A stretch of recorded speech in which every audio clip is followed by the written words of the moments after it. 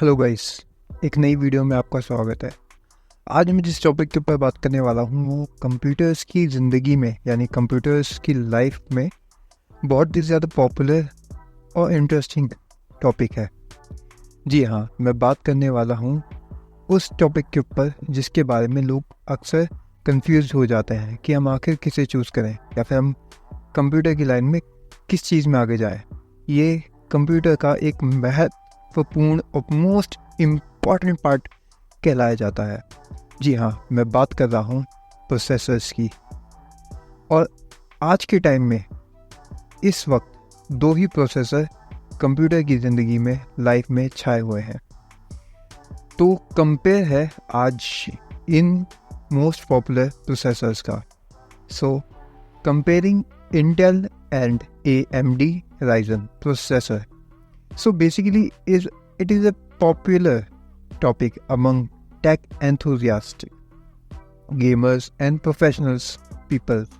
Both brands offers a range of processors that cater to different needs, and the choice between the two often depends on specific use cases, budgets and personal preferences. So अब हम बहुत कुछ इस बारे में जानते हैं और काफ़ी कुछ नहीं जानते, तो मैं कोशिश करूँगा इसे डिटेल में होने के साथ साथ इसे काफ़ी ज़्यादा इजी वे में समझाऊँ। तो लेट्स स्टार्ट द इंट्रोडक्शन से शुरू करते हैं। इंटेल और AMD Ryzen प्रोसेसर दोनों ही आज के समय में बहुत पॉपुलर हैं, बहुत ज़्यादा। जब भी हम एक नया PC बिल्ड करते हैं तो या लैपटॉप खरीदते हैं तो हमें इन दोनों में से किसी एक को चुनना पड़ता है, या तो इंटेल या फिर AMD Ryzen। यह कंपैरिजन आपको इंटेल और Ryzen के फीचर्स, परफॉर्मेंस और वैल्यू के बारे में डिटेल में बताएगी ये वीडियो। मेरी तो यही कोशिश रहेगी। हर चीज़ को जानने के लिए पहले हमें कुछ पुरानी चीज़ों को रिकॉल करना ज़रूरी होता है। तो पुराना सबसे पहले जो आया था वो था इंटेल। तो हम सबसे पहले इंटेल की बात करते हैं। इंटेल का फुल फॉर्म या फिर फुल नेम है इंटेल कॉर्पोरेशन। जी हाँ, जो 1968 में रॉबर्ट नॉयसर और गॉर्डन मोरे ने फाउंड की थी। As simple as that. Intel को अपने माइक्रो प्रोसेसर्स के लिए जाना जाता था और आज भी जाना जाता है, और ये काफ़ी टाइम तक मार्केट में लीडर रहा है, यानी काफ़ी टाइम तक इसे मार्केट को लीड करके रखा है। और ये चीज़ इसको बहुत ज़्यादा ख़ास बनाती है। पहले अक्सर लोग सिर्फ और सिर्फ इंटेल के प्रोसेसर्स पे ही जाया करते थे, लेकिन फिर मार्केट में आया एक नया प्रोसेसर जो था AMD। अब बात करते हैं AMD के हिस्ट्री के बारे में। AMD का फुल फॉर्म है एडवांस्ड माइक्रो डिवाइसेस, यानी AMD की शुरुआत 1969 में हुई थी। जैसा कि आपको लग रहा होगा ये बहुत पुराना है, नहीं, आपको लग रहा होगा ये बिल्कुल नया है, नहीं, ये भी पुराना है।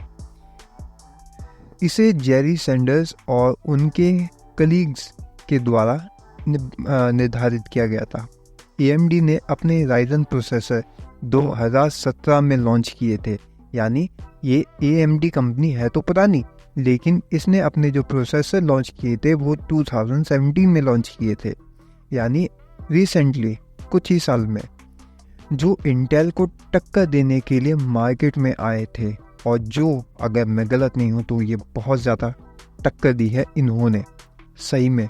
और सही बताऊँ तो मैंने इंटेल और Ryzen दोनों के प्रोसेसर, दोनों के लैपटॉप्स और कंप्यूटर को यूज़ किया है, और यकीन मानो मैंने काफ़ी ज़्यादा टक्कर देखी जब AMD आया था। मैंने AMD के प्रोसेसर्स भी यूज़ करे, काफ़ी ज़्यादा पावरफुल थे, एंड आई लाइक इट। सो अब बात करते हैं आर्किटेक्चर्स की। तो सबसे पहले बात करते हैं इंटेल के प्रोसेसर जनरली एक मोनोलिथिक आर्किटेक्चर यूज़ करते हैं, यानी आसान शब्दों में बताऊं तो इनका CPU एक ही चिप पर बेस्ड होता है।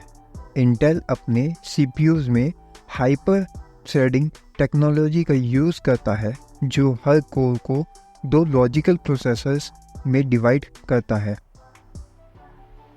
अब बात करते हैं राइजन की।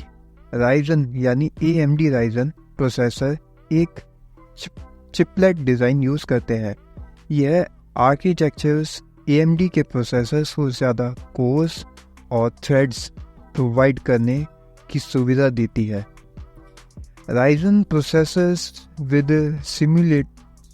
साइमल्टेनियस मल्टी थ्रेडिंग यानी SMT टेक्नोलॉजी यूज़ होती है जो हाइपर थ्रेडिंग जैसे ही है, मतलब मिलती जुलती।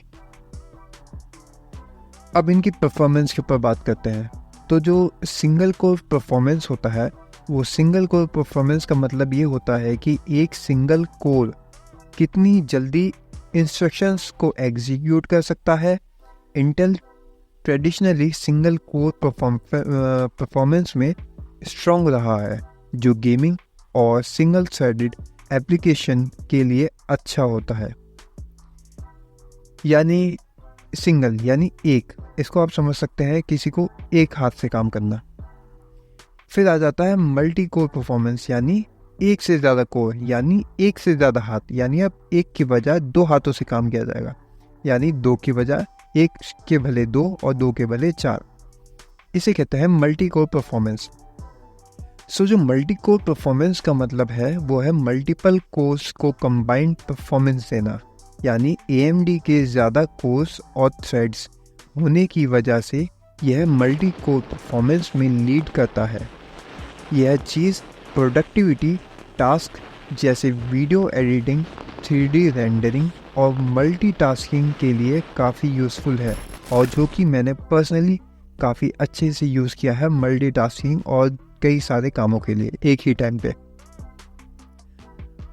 अब बात करते हैं ओवरक्लॉकिंग के बारे में। जो लोग जितने भी कंप्यूटर्स के रिगार्डिंग नॉलेज रखते हैं या इसके इर्द गिर्द रहते हैं, जो परफॉर्मेंस के बारे में ज़्यादा ध्यान देते हैं, उन्होंने ओवरक्लॉकिंग का नाम तो बिल्कुल सुना होगा। सो ओवरक्लॉकिंग, सबसे पहले हम इंटेल को लेके चलते हैं। इंटेल के सीरीज़ यानी के, जिसके सीरीज़ के उसमें के यूज़ होता है प्रोसेसर, जिसके लास्ट में के आता है, जैसे 1200F या फिर 1200K या फिर 1300F 1300K। तो जो लास्ट में के सीरीज़ होती है वो प्रोसेसर अनलॉक्ड होते हैं, यानी अनलॉक्ड ज़्यादा पावर के लिए, जो ओवरक्लॉकिंग को अलाउ करते हैं एक से ज़्यादा, हद से ज़्यादा अपने पीक लेवल तक पहुंचने के लिए। ओवरक्लॉकिंग का मतलब है कि CPU को उसकी स्टॉक स्पीड से ज़्यादा फास्ट रन करवाना, यानी उसकी लिमिट से ज़्यादा बढ़कर उससे काम लेना। लेकिन ओवरक्लॉकिंग करने से एक्स्ट्रा हीट जनरेट होती है, यानी ज़्यादा गर्मी पैदा होती है प्रोसेसर में, और प्रॉपर कूलिंग सिस्टम की ज़रूरत होती है, जिसके लिए बड़े बड़े फैंस और कूलिंग सिस्टम कैबिनेट्स का इस्तेमाल किया जाता है और बेहतरीन फैंस को इंस्टॉल किया जाता है। अब बात करते हैं AMD राइजन की ओवरक्लॉकिंग के बारे में। सो जो AMD के सारे राइजन प्रोसेसर अनलॉक्ड होते हैं ऑलरेडी, ठीक है, ये फ़र्क है इंटेल से, और ओवरक्लॉकिंग सपोर्ट करते हैं सारे प्रोसेसर। राइजन प्रोसेसर में प्रोटेक्शन, बूस्ट और एक्सटेंड फ्रीक्वेंसी रेंज यानी XFR जैसे फीचर्स होते हैं, जो ऑटोमेटिक ओवरक्लॉकिंग को इनेबल करते हैं, यानी आपको ऑटोमेटिकली सब कुछ मिल जाता है, आपको मैन्युअली जाके उसको ओवरक्लॉक करने की ज़रूरत नहीं पड़ती, जिस तरह इंटेल में करनी पड़ती है, जबकि AMD में राइजन के प्रोसेसर में वो ऑलरेडी ऑटोमेटिक पे सेट होता है, जब भी उसकी ज़रूरत पड़े वो ऑटोमेटिक इनेबल हो जाता है। अब बात करते हैं द मोस्ट हाइप टॉपिक के ऊपर बारे में, जिसके बारे में हर कोई जान चुका है हालांकि कुछ ही टाइम में, और वो है इंटीग्रेटेड ग्राफिक्स। ग्राफिक्स के बारे में आपने सुना होगा, जितनी भी आप वीडियो में ग्राफिक्स और ये सारी चीज़ें देखते हैं वो ग्राफिक्स से ही रिलेटेड होती है। इसके बारे में दरअसल जानते हैं। डिटेल से। तो इंटेल के जो CPUs में यूजुअली इंटीग्रेटेड ग्राफिक्स होते हैं, ठीक है, जो एंट्री लेवल गेमिंग और बेसिक ग्राफिक्स टास्क के लिए सफिशिएंट होती है। इंटेल आइरिस Xe ग्राफिक्स ने रिसेंट ईयर्स में काफ़ी इम्प्रूवमेंट दिखाई है। अब बात करते हैं AMD के इंटीग्रेटेड ग्राफिक्स के बारे में। जो AMD के Ryzen CPUs में इंटीग्रेटेड ग्राफिक्स नहीं होते, कुछ CPUs को छोड़ के, जिसके लास्ट में G होता है।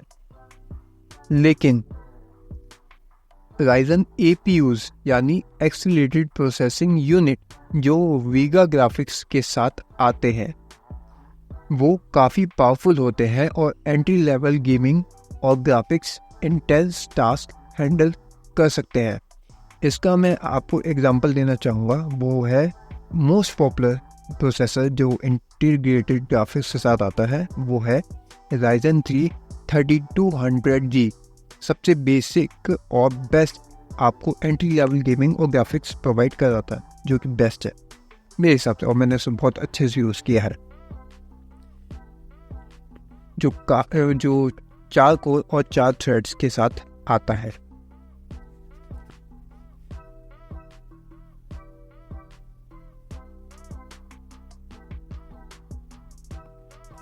Now come to the next point. अब बात करते हैं अगली पॉइंट के ऊपर, जो है प्राइस टू परफॉर्मेंस रेशियो, यानी कि अब बात कर लेते हैं कीमत की। जो हम कीमत पे करते हैं वो उसको जस्टिफाई करती है या नहीं।